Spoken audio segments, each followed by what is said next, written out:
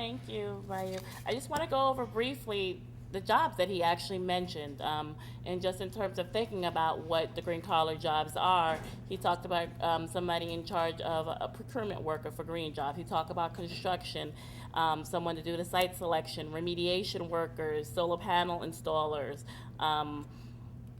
Landscaping, urban farmers, business owners, entrepreneurs, green event planners, educators, which definitely opens up my, especially for me, my thought process in terms of what an actual green collar job is about. And I think a lot of controversy within this whole green market, green job industry, is that the unclarity of exactly what actually makes that green job person.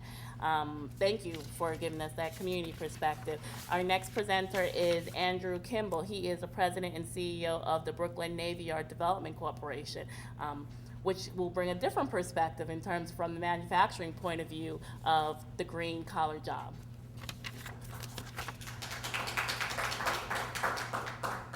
Did you want a slideshow for you? It goes pretty quick. Okay, I just scroll down this way. Thank you very much, and thank you, Baya. That's a great segue. The kinds of developments that you're undertaking is one of the reasons that we're so optimistic about the future of the Brooklyn Navy Yard, and I think other industrial parks should be optimistic because with building green, you need to locally source a lot of the manufacture of this work. It is very green. If you don't have to schlep something from abroad or from the other side of the country in order to get it to the job site. So there's great synergy between the kinds of projects that we're working on. I'm just going to talk a little bit about the Navy Yard. The history really feeds in to what we are today as a modern sustainable industrial park, but it goes all the way back to 1801 when it was established by the Navy. Peak employment during World War II, 70,000 people came to work there every day. Like many former industrial bases, it was closed in the 60s. To the extent that there were shipbuilding jobs, they moved down south. Slowly over time, two private not-for-profits, now the Brooklyn Navy Yard Development Corporation, have redeveloped the Brooklyn Navy Yard. Our mission is to create industrial jobs. Industrial jobs in an urban area, I would argue, are green inherently, because workers don't have to get in a car and drive to some suburban industrial park. They can take mass transit. You are often creating products in those industrial parks that go to the local marketplace, so again, it doesn't have to travel far. You are creating jobs that are living jobs.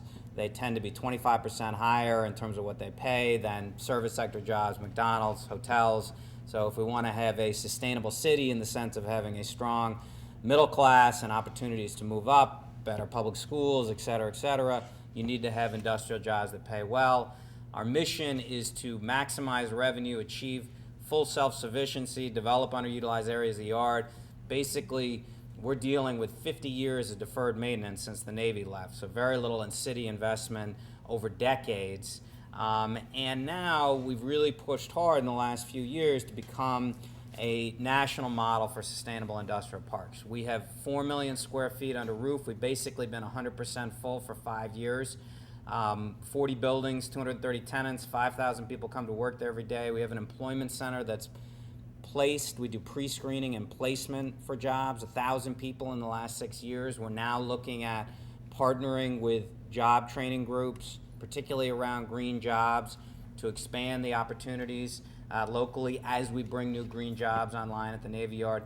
Really what's turned things around, or one of the main things, has been the city getting serious about dealing with the deferred maintenance. So we now are in the midst of investing $200 million in basic infrastructure, water, roads, sewer, piers, and doing everything green we can around those investments, and I'll tell you about that. With the deal with the city that we will figure out a private model primarily to get new buildings up, which is very, very difficult in an industrial context. There's a reason you don't see a lot of new industrial buildings getting built anywhere, but we are succeeding in doing that in the Navy Yard. We have done all of this with a major commitment to preservation, which is obviously a core component of sustainability, and improving our community presence. We're successful because of the permanency of our zoning. Nobody's going to pull the rug out from under you in the Navy Yard. If you want to invest in your space, we can give a long-term lease that'll help rationalize those investments. We got tremendous location and security, real estate taxes, relatively affordable rents, although we're probably at the top of the industrial market in the 5 boroughs. The quality of the space, it's just a very cool place to come to work every day.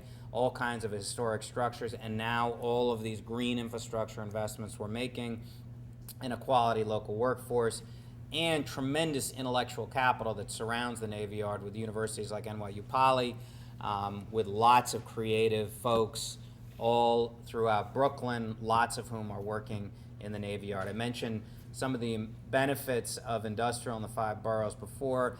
One of the other reasons we've been so successful is we have focused on industrial sectors that make sense to stay in New York City in the long haul. The days of the smokestack are gone. We're focused on commercial artists, artisans, woodworkers, folks building the high-end goods that are going in the homes, many of them using recycled goods, going in the green developments like Baye was talking about. Entertainment, film, and media, a growing sector in the city, a big sector within the Navy Yard now. That is 21st century industrial. You are manufacturing a film, you're manufacturing the post-production, you're manufacturing the set. E-commerce fulfillment, an enormous amount of that. B&H Photo is one of the big ones, but we have a number of others. Some warehouse distribution, and what's interesting that's happening across each of those sectors now is emerging, some organically, some because we're encouraging it, but green manufacturing, green business practices around all of those sectors. This is just a visual of the yard, 300 acres. It's an enormous amount of space. As I said, 4 million square feet under roof already. There's about 40 acres of developable land. We've planned out almost every square inch, and a lot of that development is happening now. So why did we make a commitment to sustainability in a big way a few years ago? One was it's just smart development in terms of being a good neighbor. We're pressed up against dense urban areas on all sides. We value our relationship with the community greatly in terms of creating local jobs. We want to offset the environmental footprint of all of this new development in the Navy Yard as much as possible.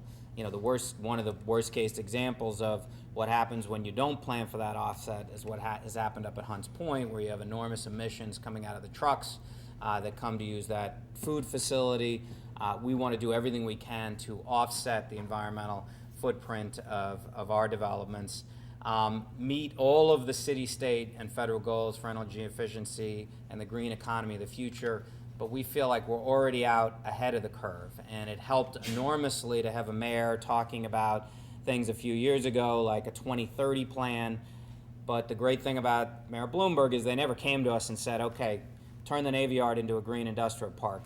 But they gave us the room to be creative and figure out on our own that if we were smart in terms of targeting sectors for the future, we would really focus on green and establishing ourselves as a national model for green industrial parks and the destination of choice for green manufacturers, because this is going to be a growing industrial sector. It's just smart business.